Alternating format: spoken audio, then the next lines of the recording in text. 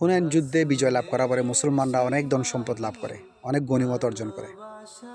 কিন্তু সবচেয়ে বড় গনিমত ছিল অনেক ইহুদি ঈমান এনেছিল, রাসূলের পথকে বেছে নিল।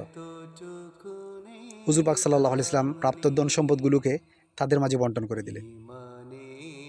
সাহাবীরা প্রশ্ন করল, ইয়া রাসূলুল্লাহ সাল্লাল্লাহু আলাইহি ওয়াসাল্লাম, আমরা আপনাকে এত ভালোবাসি, আপনিও আমাদের এত ভালোবাসেন, আমরা আপনার এত দিনের সাথী, আমাদের তো কিছুই দিলেন না।